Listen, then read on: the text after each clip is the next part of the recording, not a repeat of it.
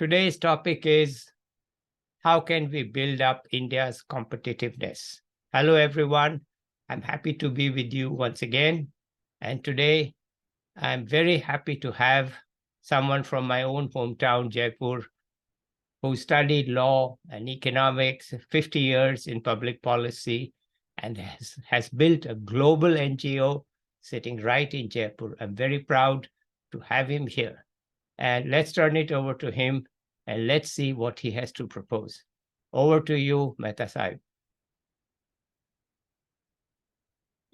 Just now I read a news item from Moody's service, rating service, that the progress which India wishes to achieve over the next few years,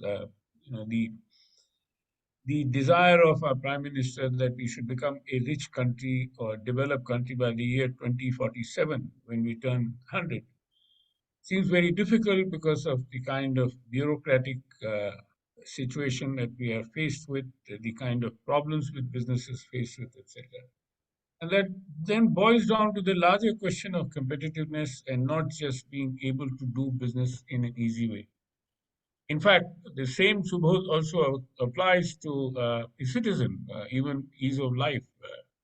For example, I mean, just give you a small example. I drove from Jaipur to Delhi with a carrier on my SUV carrying baggage, and I was stopped by the police in Jaipur saying that, look, you're not allowed to use a carrier unless you're a taxi. It's a very stupid, no, it's a very stupid rule, but it's symbolical of the kind of stupidities of many of our rules and laws which are developed in only order to promote rent seeking. Mhm. And By the way, Mehta Sahib, that is a larger problem in let me terms of, stop you there. Rent yeah, seeking is a technical term that economists use, and it is right. a sign of corruption and waste of resources. It's a way rent seeking. Rent is an economist term for extracting money from somebody else. It's not like having a rental housing. It's a way Yeah. to extract money. So I'm sorry that you are No, using. thank you for that clarification. I Yeah, mean, we yeah. often, So India is a rent-seeking society. In short, it's looking for ways to extract money from corruption is ordinary. very high, Yeah, and it is just expanding, in yeah. spite of our Prime Minister's ardent desire to reduce corruption. It is not happening in this way. Okay. Now, all this then impacts our competitiveness in the sense that an entrepreneur cannot really work in a manner which will be smooth for him. And Mhm. therefore, many of our entrepreneurs have succeeded when they go out. Yes. They don't, I mean, they do succeed in India. It's not as if that so many of them don't, except that it is always a very uphill task. Hmm. Transaction costs are very high. I'm talking not only about illegal or unofficial under the table transaction costs, but even over the table. Our electricity charges, for example, are very high. You'd be surprised that in India and most states charge industries a greater rate on electricity than they charge domestic consumers. So it's a kind of a cross subsidy. Now, there are several such examples. Human capital, of course, one of the biggest inputs for competitiveness, which includes education, health, and skilling, is woefully inadequate in most states of our country. Some states are doing well. I would say some of the southern states are doing better. Tamil Nadu, Karnataka, Maharashtra, etc., are doing much better than the other states in the country that we have. And the other problem so is that they don't learn from each other also. No, they One don't. of yeah, no, one of the recipes, one of the recommendations for this is to have a cross learning among states without any central interference. This is Yes. a model which is there in the USA, Nigeria, Australia, Canada, many other places where the states have their own body when they talk to each other without the interference of the federal government. It gives them much more freedom, much more comfort levels to be able to exchange information and do. For example, in the US, the National Governors Association is very active. Even Yes. in a developing country like Nigeria, which is similar to India and politically, I mean, you have strong democracy, you have parties fighting each other. Uh, they do have a Nigerian Governors Association, which works perfectly well. So, I mean, that is one example of what I'm talking about in a quasi-federal setup like India. Now, why, just to clarify to the viewers, India is not a federal country like the other federal countries. We still have a lot of powers which are under the control of the union government, which is what is colloquially called the central government. Yeah, I understand. I always say union government. Yeah, I know. Yeah. If you look at the constitution, the word central government doesn't exist. Well, It's only the union government. I've made this point hundreds of times, but go ahead, please. No, there are several factors. There are several things which are happening at the union level, like ease of doing business, in the sense that there's a big thrust, and what is interesting is that the union government is doing, is to do a comparative analysis of how states, and ranking them on AODB, which is very good. But the problem is that you're not hitting at the root of the problem. The root of the problem is corruption. Mm-hmm. And accountability being zero, corruption continues to thrive and prosper. I mean, every other day I read suppose of cases where convicted officers have been reinstated, Yeah. or nearly convicted, I would say. Charge Yeah, yeah, sheeted officers have yeah. been, Okay, I won't fine. say convicted, but Yeah. charge sheeted officers have been, and charge sheet has never been taken to its conclusion, with the Okay. result that this fellow is back in saddle and making money. So all that aside, so there are several factors. I mean, I can list them out numerically, but just to say that competitiveness is built upon four essential pillars. One is Yeah, to have a good please. competition policy, Yes. good competition law. We don't have a competition policy; we have a competition law. Yeah. Then we are talking at interfirm cooperation, which is not collusion but cooperation, which is extremely important. See, one of the things what we have found, which is very successful in many parts of the world, including in India, is a cluster-based approach. I mean, you may have the diesel engine and the lock industry in Aligarh, the diesel engine industry in Rajkot and Agra, and so on and so forth. That cluster-based approach then leads to higher productivity and lesser cost than what you would do if the units were dissipated or dispersed. Yeah. Then the third factor is the issue about ease of doing business, as to how you ensure that rules are made in a way that and there is stakeholder consultation. The fourth is what we call is regulatory impact assessment as a part of the third. I would say not fourth, but part of the third. That you Mm-hmm. have to get rid of all the flab uh, which exists through a what we call a three-step process. You look at proportionality, necessity, and legality. Mm-hmm. And unless any rule or measure or policy measure doesn't pass this test of these three Mm. uh, pillars, then they should be, whittled away or done away with.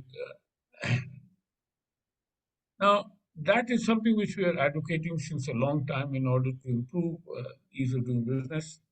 You can't get rid of corruption. The least you can do is to reduce the scope of corruption. Right. One that is happening in India, which is probably one of the best in the world, is digitalization. Mm-hmm. We are doing fantastically in terms of digital payments alone. We are way ahead of even the US and many other countries in the world. Last year, the transactions took place, digital payments were nearly 87 billion, Mm-hmm. as against say 3 billion in US, for example. I'm just giving a comparative figure to understand this where we stand. So there are a lot of things happening. More needs to be done. Thirdly, secondly, as the larger issue is how do we get all the states to cooperate and work together? I gave an example of having a state-wise sort of information exchange body. Other than that, how can we do individual meetings? Do that. Problem is our country is too politicized. As it Mm. stands today, we Mm. are facing a very serious discussion on the inauguration of the new Parliament House by the Right. Prime Minister, and 18 parties have decided to boycott it on the Mm-hmm. grounds that it should have been inaugurated by the President of India and not the Prime Minister of India. Now, there is a precedent to that which the ruling party has responded. It was Nehru who inaugurated the Parliament House annexing. It was Rajiv Gandhi who inaugurated the Parliament House library. The Yeah, Parliament House already existed before independence. of course. So there are precedents. Now, in the sense that, to make a silly, and people tend to forget, the opposition party, that, see, Modi has become a larger than life figure. Mm-hmm. Just the other day in Sydney, Anthony, I forget his last name. How do you pronounce it? The Australian Prime Minister call him. He's the boss. Mm-hmm. I mean, the kind of reception which he got in Sydney, the stadium, uh, the Australian Prime Minister said even Bruce Springsteen did not get this kind of Okay. All the right. kind of the applause that he would get. But anyway, so coming back to this point about the kind of politics that we have in our countries, uh, some things are happening which are good. Karnataka has been able to, switch the government from BJP to Congress, which is a good sign, in my opinion. But we need a a pulsating democracy. We are a pulsating democracy, and that should be proven by the fact is that parties can keep on be changing from the government. I mean, government parties, ruling parties should change. Like it happens in Rajasthan, so as you know, Yeah, every 5 year we yeah, get a yeah, I know. government changes. Okay. This year we don't know what is going to happen in the election in November. But anyway, coming back to politics is something which we should be able to rise above. Now, social issues are very important. How we government is able to maintain social stability and peace is very critical. But there are a lot of things which are happening, particularly in terms of interreligious rivalries, interreligious, internecine battles, conflicts, which lead to loss of productivity, which leads to a loss of production. People don't seem to understand that. So it's another bigger issue of competitiveness. Uh, Now, if you look at the global competitiveness index being turned out by the World Economic Forum every year, we're quite way down. Below Yeah, 140, which is very poor. yeah, And even a country like Bangladesh is ahead of us yeah. in competitiveness. Okay, so if I may sort of summarize it, what you're saying is that we have the skills, we have the Yeah, people, we have the people, we have the skills, we have the basic system in place, which is a pulsating democracy. Okay, fine. But on that democracy, there are too many social and political factors that hinder rather than help make our firms world class. We could be world class, but what's holding back is us, not somebody else. That's what I hear from you. hmm. That the political system holds us back, the social system. Our focus is on too many things other than economic progress and competitiveness. I mean, I'm not expressing my opinion. That's what I'm saying. I hear from you. No, you are right. Uh, You are right. Now, let's talk about what I started off with this yeah, Moody's service, yeah, report of the survey that bureaucracy. Now there is one problem with this the governance system which keeps bureaucracy risk averse. yeah, You know, even after retirement, officers are being hounded. yeah, A very honest officer had to go to jail for 2 years. yeah, A well-known honest officer who resembles you, yeah, Harish Gupta, yeah, had to go to jail yeah. because of some procedural defect I that he remember had. that. I remember that. Yeah, It's related to coal, right? yeah, coal. He was the Yeah, coal secretary. yeah, I And remember. so Yeah, there are several examples like that. yeah, I know many friends of mine are facing charge sheets, yes, and the charge sheets are hanging on their heads like Damocles sword. true, true, They are true. not being concluded. Yeah, Then the kind of hounding which is happening by using CBI, income tax, and so on, even against NGOs. yeah, So all that again are downsides, I would say. Mm-hmm. This whole system of how we uh, ensure that our democracy is an economic democracy. Now, Yeah. let's not forget that economic democracy is what leads to political democracy. Yeah. Okay. Fine. It's Okay. an essential, Yeah. input, and therefore, my worry is that look, there can be aberrations in any society. There can be aberrations, there can be anomalies we can live with, but not very gross anomalies or gross aberrations. That is what is a problem. So Okay. that conscience is diminishing. That, this conscience keepers are diminishing. Even we can't afford to be very critical of the government. True. Okay, well, We Mehta run an Sahab, NGO. let me ask you, what is it that you're in your own work you are doing? What is the Right. thrust of your work? These are general points, but I know you are doing some very important work. What is the thrust of that work? Well, we have a wide sort of bandwidth of activities, Subodh. Yeah. And we do a lot of work at the grassroots level uh, in southern Rajasthan in India and in other countries, Zambia, Kenya, etc. We do a lot of grassroots work. In southern Rajasthan, we're running a lot of farmer producer organizations, Mm-hmm. about 30 or 40 of them, Mm-hmm. and we also do a lot of work on women and child. Mm-hmm. Uh, so that is one particular aspect of our work. The second is we do a lot of national work in terms of legislations, in terms of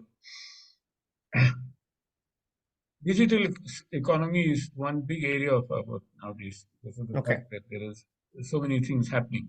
Okay. Uh, and thirdly, at the international level, we work on trade policy, competition policy, investment policy, etc. And even nationally in the countries that we are in. We also work on US-India economic and strategic relations. Mm-hmm. We work actively on WTO issues out of our Geneva Center, Mm-hmm. particularly helping least developed countries, Okay. poor countries, Okay. and so on. So that's, in a nutshell, that I could tell you. Otherwise, Okay, that's good. I it think can be quite large. you are running out of your own time. You have a next Right. meeting, I know. So let's end it here. Thank you so much. Any last words that you have? No, thank you very much for this opportunity, and I hope that I was able to meet with your expectations. No, I have no expectations. I mean, you honestly, the work you are doing is stellar. I just wanted to showcase it, and I think we have done that. That sitting in Jaipur, which is not one of India's largest cities, you are in Africa, you are in Geneva, you are here, you are there, and indeed, we are proud of the work that you are doing. So let's end it here, and we will perhaps come back to you at some other point. I know you have another meeting, so let's end it here. Thank you Okay. very much. Bye to the viewers, Bye. everybody. I'll be back with another distinguished personality in a few days.